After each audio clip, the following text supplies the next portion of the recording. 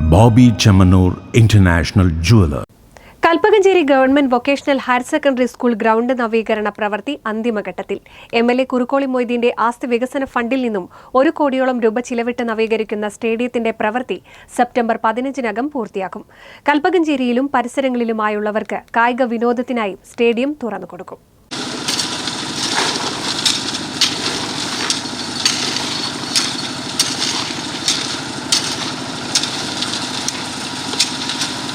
രണ്ട് ഘട്ടങ്ങളിലായാണ് JVHSSലെ സ്കൂൾ സ്റ്റേഡിയത്തിന്റെ നവീകരണ പ്രവൃത്തി നടന്നത്. 2024ലാണ് നവീകരണ പ്രവൃത്തി ആരംഭിച്ചത്. സാങ്കേതിക കുരുക്കിൽപ്പെട്ട് കുറച്ചുനാൾ പ്രവൃത്തി മന്ദഗതിയിലായിരുന്നെങ്കിലും നിലവിൽ ദ്രുതഗതിയിലാണ് പ്രവൃത്തികൾ നടക്കുന്നത്.